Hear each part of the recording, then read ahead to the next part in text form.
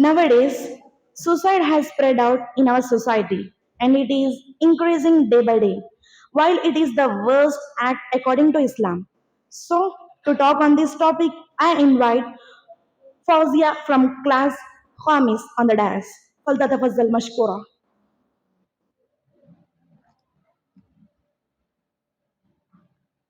Assalamu alaikum wa rahmatullahi wa barakatuh. In the name of Allah, the most gracious and the most merciful, salutations be upon Prophet Muhammad sallallahu alaihi wasallam and on all his household and his companions. Honorable judges, respected teachers, and my dear friends. In today's event, my topic is about suicide, the biggest crime according to Islam. Our religion, Islam, has given a great value and importance to the life and termed that assaulting on it is one of the biggest crime and sins. Remember that people get nothing yet themselves. Allah is the only one who is creator of everything. Even the soul of us is a gift from Allah subhanahu wa ta'ala. So the soul must be left for its creator. He will snatches it whenever he wants. He tests it when he wills. He pleases it whenever he wishes. Hence, Islam has warned us to take any step regarding to suicide. But so sadly, even after this warning, suicide has spread out in our society. It is increasing day by day, while it is the worst act according to Islam. My dear sisters, indeed, suicide is an enormous act. It is one of the baddest offenses in Islam. Islam has made it unlawful and treated whoever commits it by painful punishment and terrible torture. Further said that the suicide committer will be receiving the punishment in the same way which he had committed the suicide. Allah says in chapter number 2, verse number 195, أعوذ بالله من الشيطان الرجيم بسم الله الرحمن الرحيم ولا تلقوا بأيديكم إلى التهلكة. Do not throw yourself with your own hands into destruction. And Allah says in chapter number 4, verse number 29, وَلَا تَقْتُلُوا أَنفُسَكُمْ إِنَّ اللَّهَ كَانَ بِكُمْ رَحِيمًا.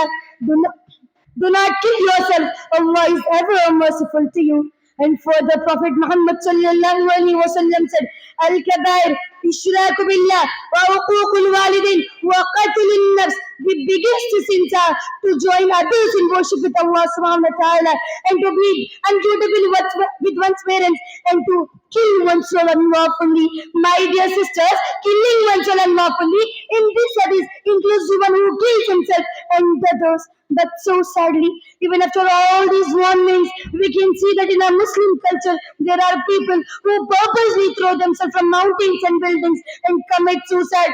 These are the people who will be in hellfire, keep throwing themselves in it forever and ever. And we can also see the people who drink poison and commit suicide. These will also be in hellfire, keep drinking that poison forever and ever. And we can also see the people who stab themselves with iron weapons. These also will be in hellfire, keep stabbing themselves with iron weapons in their abdomen. My dear sisters, Prophet Muhammad sallallahu alaihi wasallam said, "He who commits suicide by throwing himself shall be keep on throwing himself in hellfire, and he who commits suicide by stabbing himself shall be keep on stabbing himself in hellfire." Further said Prophet Muhammad sallallahu alaihi wasallam, "Man qatala nafsahu من قتل نفسه بشيء عذب به في نار جهنم." Whoever commits suicide with something, he should be punished with the same thing in hellfire. My dear sisters, this is the punishment of a suicide committer in hellfire. But I have a question for you. What is the reason of this suicide? What is the reason? What makes people so hopeless and so helpless that they choose the route of suicide?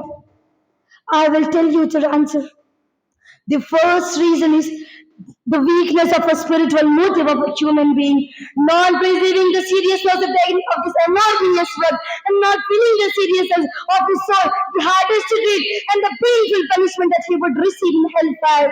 And the second reason is disagree with Allah's fatalism, disbelief of a human being. And the third reason is ignorance of being and impatience and despair. And the fourth reason is economical problems such as poverty, illness, and not getting jobs despite having qualifications. And the fifth reason is serious health issues. And the sixth reason is feeling loneliness, feeling that no one understands him, no one knows him, no one understands his pain. But remember that Allah knows you, Allah understands your pain, Allah is with you, and Allah helps you. Allah knows what to do and what not to do. My dear sisters, He made this Sharia very large that it even teaches us how to treat suicide. Indeed, suicide statement come back to the correction of Sharia and following Allah's commandments and avoiding from which Allah subhanahu wa ta'ala has prevented us. Hence, there are some beliefs which must and should be found in a Muslim by which he can treat the suicide. My dear sisters, first of all, a Muslim, a person should have to know that whatever comes to him could not miss him, and whatever has missed him could not come to him. Prophet Muhammad sallallahu alaihi wasallam said, "Whatever has come to you could not miss you, and whatever has missed you could not come to you." And after this, a Muslim, a person should have to believe that the beneficial and determinant is only Allah subhanahu wa ta'ala. He's Neither anybody can benefit him, either harm him. Prophet Muhammad sallallahu alaihi wasallam said, if the entire creation get together to benefit him, it can't benefit him. And if the entire creation get together to harm him, it can't harm him except what Allah subhanahu wa ta'ala has written for him. My dear sisters, at last, a person should have to know that a suicide committer can't escape from which he was in after committing suicide.